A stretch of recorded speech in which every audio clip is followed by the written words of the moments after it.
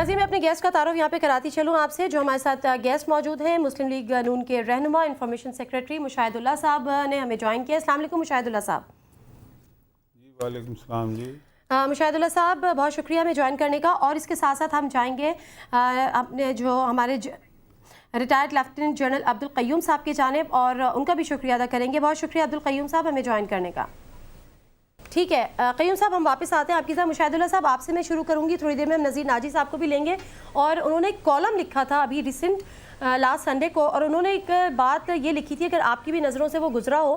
انہوں نے یہ کہا تھا کہ جب پاکستان اور امریکہ کے درمیان ٹینشن ہوتی تھی تو پرویز مشرف صاحب یہ کہتے ہیں, اور ابھی ہماری جب ان سے بات بھی ہوئی تو انہوں نے یہی کہا کہ میں ڈائریکٹلی بش کو کال کرتا تھا, کولن پاول سے جھگڑا کرتا تھا اور اپنی بات ان کو منواتا تھا, ان کی بات سنتا تھا, اپنے ایشوز پہ ان کو کنونس کرتا تھا. تو اور آج کے جو صدر ہے, چونکہ ان کا کوئی ملٹری بیک گراؤنڈ نہیں ہے, ملٹری اسٹیبلشمنٹ سے ان کا کوئی تعلق نہیں ہے, اس لیے وہ اس سہولت سے فیضیاب نہیں ہے یا ان کو یہ سہولت میسر نہیں ہے. آپ کتنا رول دیکھتے ہیں ہمارے یہاں کے جو امریکہ کے تعلقات ہیں وہ ملٹری اسٹیبلشمنٹ کے ساتھ اور پاکستان کی سیاسی قیادت کے ساتھ؟ جی بسم اللہ الرحمن الرحیم. دیکھیں جی بات یہ ہے کہ اس میں کوئی شبہ نہیں ہے کہ ملٹری اسٹیبلشمنٹ کا پاکستان کی سیاست میں بڑا اثر و نفوذ رہا ہے. لیکن یہ کہنا کہ جی یہ امریکن پریزیڈنٹ سے میں اس لیے بات کرتا تھا کہ میں جرنل تھا اور میرا ملٹری اسٹیبلشمنٹ سے تعلق تھا, یہ بات جو ہے نا یہ حقیقت کے برخلاف نہیں. یہ مشرف صاحب نہیں کہتے, یہ نذیر ناجی صاحب نے لکھا ہے. مشرف صاحب تو اس بات کو ڈینائی کر رہے ہیں کہ ایسا کچھ نہیں تھا کہ میں چیف آف آرمی اسٹاف تھا, میرے تو ان کے پرسنل ٹرمز تھے.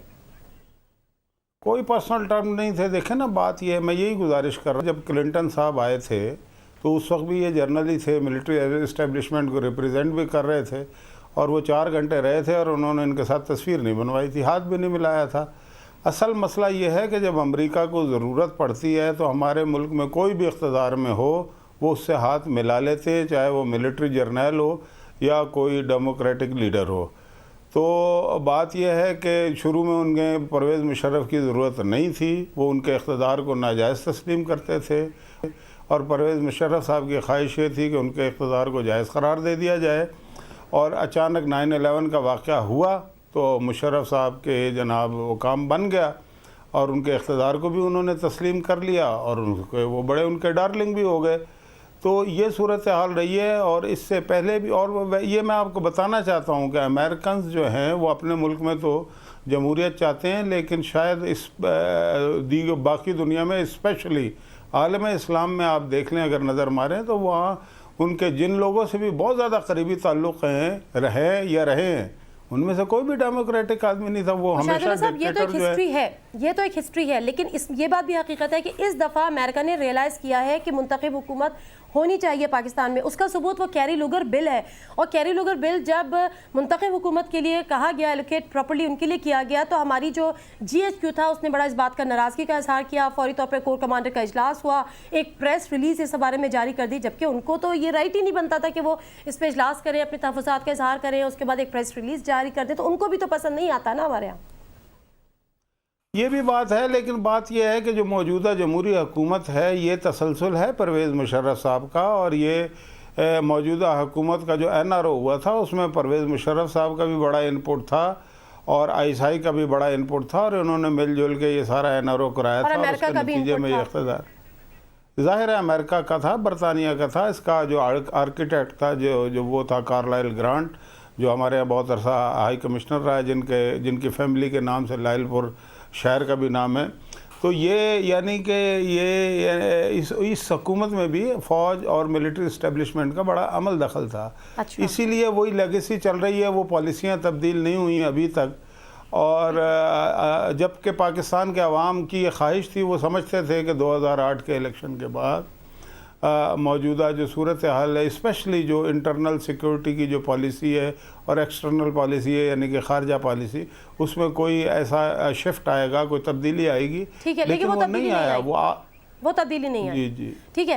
نذیر ناجی صاحب نے ہمیں جوائن کیا ہے. نذیر ناجی صاحب سے بات یہ بھی کرنی ہے کیونکہ انہوں نے جو کمیونیکیشن گیپ کے حوالے سے ایک کالم لکھا, یہ موضوع بھی تھا, اور جو میں نے آپ سے سوال مشاہد اللہ صاحب کیا تھا کہ پرویز مشرف جو ڈائریکٹلی اگر وہ کہتے تھے کہ وہ بش کو فون کرتے تھے, اور جس پہ انہوں نے کہا بھی ہے, ابھی جو ہماری بھی ان سے بات ہوئی ہے کہ میں تو ان سے پرسنل لیول پہ ان سے بات کرتا تھا, اس کی وجہ یہ ہرگز نہیں تھی کہ وہ چیف آف آرمی اسٹاف تھے. نذیر ناجی صاحب السلام علیکم.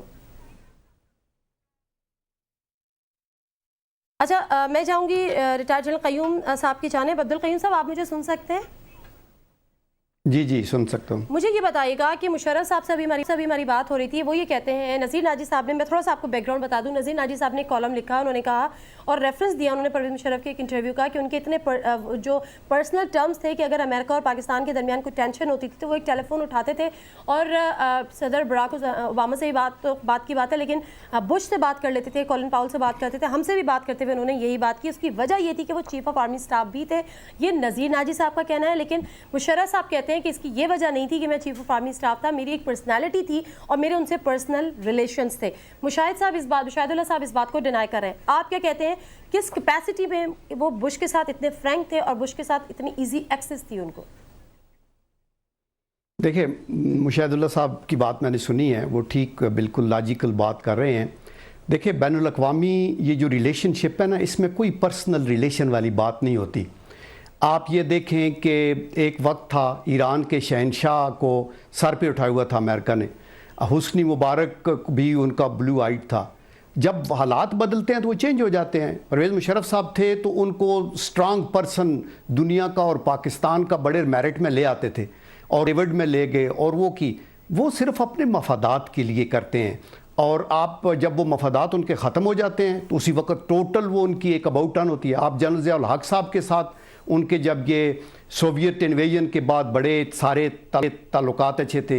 दी मोमेंट आखिरी सोवियत सोल्जर वापस बॉर्डर क्रॉस करके तो चला गया तो उन्होंने प्रेसलर अमेंडमेंट वगैरह लगाई और सख्ती की वहाँ पाकिस्तान पे। कि हमारे जो फौजी हुक्मरान होते हैं उन्हीं के साथ रिलेशंस अच्छे होते हैं अमेरिका के ज़्यादा।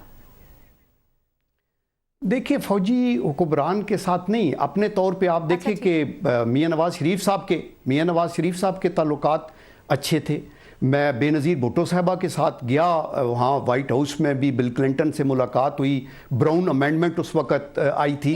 तो बेसिकली इट डिपेंड्स कि वहाँ हुकूमत किस तरह की। आप देखें, बिल क्लिंटन को और बुश का मुकाबला करें तो मुख्तलिफ पर्सनालिटी बेहतर तौर पर एंटरटेन कर सकता है। नज़ीर नाजी साहब, अस्सलाम वालेकुम। जी जी जी, वालेकुम अस्सलाम। नज़ीर नाजी साहब, आपका एक कॉलम है कम्युनिकेशन गैप, उसके हवाले से आपसे ये बात करनी है। पहले तो बहुत शुक्रिया हमें ज्वाइन करने का भी। मुझे ये बताइएगा कि आपने ये लिखा कि 2008 में हम बड़े खुश थे और हम ये समझे थे कि जमहूरी हुकूमत आ गई, अब जो है जमहूरियत का दौरा होगा, लेकिन ऐसा हुआ नहीं। माजी की तरह आज भी जो हमारी मिलिट्री इस्टेब्लिशमेंट है उसी का सिक्का चल रहा है। कितनी हकीकत है इस बात में? देखिए जी, बात यह है कि हम अभी तक फौजी सोच रखते हैं, फौजी अंदाज में हक़ाइक़ को देखते हैं और फौजी ज़ुबान में बात करते हैं। और दुनिया की अब जो ज़ुबान है बदल चुकी है, वो इकोनॉमी की ज़ुबान हो गई है, वो ग्लोबल लैंग्वेज हो गई है, उसमें ट्रेड आगे आ गया है, उसमें मल्टी नेशनल्स का रोल आ गया है, उसमें फ़ौजों की अहमियत कम से कमतर होती जा रही है। अमेरिका जैसी फ़ौजें भी अब जो है नताइज नहीं दे रही, सोवियत यूनियन की फ़ौजें नताइज नहीं दे सकी, और भी जहां जहां फौजी हल कहीं आ नहीं रहा। तो ये कम्युनिकेशन गैप बेसिक आ चुका है कि जो दुनिया की नई फोर्सेस हैं, जो इंटरनेशनल सिस्टम को गवर्न कर रही हैं, हम तो उनके करीब भी नहीं फटके। हम आज भी जीत हार की जुबान में बात करते हैं, हम आज भी फलां आ गया, फलां खा गया, फलां ये हो गया, इस तरह से देखते हैं। हम आज भी कहते हैं अमेरिका धोखा दे गया, हालांकि जो कहते हैं अमेरिका धोखा दे गया उन्हें पता ही नहीं कि हम अमेरिका के किराए के टट्टू रहे हैं। उसने पैसा दिया है, काम लिया है, जब उसका काम पूरा हो गया वो चला गया है और आप रोते हैं कि वो हमें बेवफाई। कौन सी बेवफाई? एक आदमी ने गधे 4 किराए पे लिए, उसने अपना काम किया, उसके बाद वो चला गया। अब वो गधे वाला कहता है कि नहीं जी हमें तो धोखा दे गया। कैसा धोखा दे गया? उसने पैसे नहीं दिए आपको। तो ये हमें समझ नहीं आती इस बात की। लेकिन नाजी साहब, ये भी तो क्या किया जाए, समझेंगे हमारी कम्युनिकेशन दुनिया से नहीं हो पाएगी। नाजी साहब, ये भी तो क्या किया जाए पता होगा परसों नवाज शरीफ ने पूछा कि ये सारी दुनिया क्यों कह रही है, ये शोर क्यों मचा हुआ है, लेकिन हमें समझ नहीं आती कि शोर क्यों मचा हुआ है। اچھا لیکن ایک بات یہ بھی اس میں بھی تو کیا کیا جائے نا نذیر ناجی صاحب کہ ہماری جو اپنا جی ایچ کیو ہے، جو ہماری ملٹری اسٹیبلشمنٹ ہے، وہ اتنا اسٹرینتھن کرتی ہی نہیں ہے ہماری جمہوری حکومتوں کو. آپ نے اپنے آرٹیکل میں کیری لوگر بل کا بھی شاید حوالہ دیا ہے اور آپ نے یہ ذکر کیا ہے کہ جب وہ پاکستان کی منتخب قیادت کے لیے امریکہ نے دیا، کیونکہ شاید امریکہ بھی یہ ریلائز کر چکا تھا کہ منتخب حکومت ہونی چاہیے، تو اس پہ جی ایچ کیو نے ایک پہاڑ کھڑا کر دیا، فوری طور پر ایک ہنگامی اجلاس کور کمانڈر کا بلا لیا، پریس ریلیز جاری کر دی، تمام چیزیں ہو گئیں. تو ہم اسٹرینتھن نہیں ہونے دیتے. ہمیں پتہ ہے کہ اگر ہم زیادہ اس سے پنگا لیں گے تو ہمیں اس حکومت سے شاید ہاتھ دھوئے بیٹھنے پڑیں گے یا ہم ایک اور مارشل لا دیکھیں گے. نہیں جی، اب مارشل لا تو خیر کیا لگنا ہے بیچاروں کو، کسی بھی ہمت نہیں مارشل لا لگانے کی. اس بری طرح سے انگیج ہو چکے ہیں یہ ملٹریلی افغان بارڈر پہ، اور اگر کچھ زیادہ آگے بڑھ گیا اور یو این آ گئی، جیسے کہ اندازہ مجھے ہو رہا ہے کہ یو این آئے گی میدان میں، اگر یو این نے کوئی ریزولوشن کر دیا تو آپ تو ابھی پیٹرول پورا نہیں ہو رہا ہے، بجلی گھر نہیں چل رہے آپ کا حال کیا بنے گا؟ اب افغانستان تو نہیں ہے نا جو ملا سوچتا ہے کہ ہم وہ کلاشنکوف لے کے کھڑے ہو جائیں گے، لڑ پڑیں گے. وہاں تھا کیا افغانستان میں جو امریکہ برباد کرتا؟ پہاڑ تھے اور کابل کے گھروں میں وہ جو سیوریج سسٹم نہیں تھا. تو پاکستان تو ایک انٹرنیشنل سسٹم کے ساتھ جڑا ہوا ملک ہے. یہاں انشورنس کمپنیز ہیں، یہاں بینکنگ ہے، یہاں انڈسٹری ہے، یہاں امپورٹ ایکسپورٹ ہے، یہاں پورٹس ہیں، یہاں انٹرنیشنل ایئرپورٹس ہیں. یہاں پر وہ ساری دنیا کے جو ہمارے امیگرینٹس ہیں ان کی ترسیلات آتی ہیں، ڈالرز آتے ہیں. تو ہم پر اگر تھوڑی سی پابندی بھی لگی تو ہمارا تو سارا سسٹم ڈوب جائے گا، جہاز ہی ڈوب جائے گا ہمارا اکانومی کا. اچھا شاہد اللہ صاحب مجھے یہ بتائے گا کہ ہم بار بار یہ بات تو کرتے ہیں، جیسے کہ آپ کے لیڈر نے بھی اس میں پوچھا کہ دال میں کچھ کالا ہے، لیکن بات یہ ہے کہ ہم خود ہی اسپیس دیتے ہیں. ابھی مشرف صاحب سے میں بات کری تھی کہ آئی ایس آئی کے رول پہ، تو انہوں نے یہ کہا کہ ہم پاکستان کی حکومتیں جتنا کام آئی ایس آئی سے کراتی ہیں وہ کرتی ہیں. اگر پاکستان کی حکومتیں یا پاکستان کے سیاستدان ان کو سیاست میں گھسیٹنے کی کوشش کرتے ہیں تبھی وہ اپنے آپ کو سیاست میں لے کر آتی ہیں، ادروائز آئی ایس آئی کا یہ کام نہیں ہے. لیکن ان کو فالو کرنا حکومتوں کو آئی ایس آئی کا کام ہے. تو آئی ایس آئی نے اس وقت شور کیوں مچایا تھا جب وزارت داخلہ کے اندر آئی ایس آئی کو کیا جا رہا تھا؟ آئی ایس آئی نے اس وقت شور کیوں مچایا تھا جب ممبئی اٹیکس کے بعد گورنمنٹ نے یہ کہا کہ جی یہاں کے D G I S I Bharat جائیں گے اور وہاں پہ مذاکرات کریں گے، تو فوری طور پہ ایک ناراضگی کا سگنل ہمیں جی ایچ کیو سے ملا تھا؟ ایسا ہوا تھا؟ دیکھیں بات یہ آپ نے مجھ سے سوال کیا ہے جی ناجی صاحب مشاہد اللہ صاحب سے. جی پلیز. اگر ناجی صاحب دینا چاہتے ہیں تو مجھے کوئی اعتراض نہیں ہے. ناجی صاحب نہیں، میرا خیال ہے ہم ایک ہی بات کہیں گے کیونکہ ہم دونوں اس بات پر متفق ہیں جو نواز شریف صاحب نے کہی ہے. جی بالکل. اچھا میں گزارش یہ کرنا چاہتا ہوں نادیہ، بات یہ ہے دیکھیں یہ بالکل انہوں نے ناجی صاحب نے چند جملوں میں جو بات کی ہے نا، یہ ٹوٹل مفادات کا چکر ہوتا ہے. وہ مفادات امریکہ کے ہوں.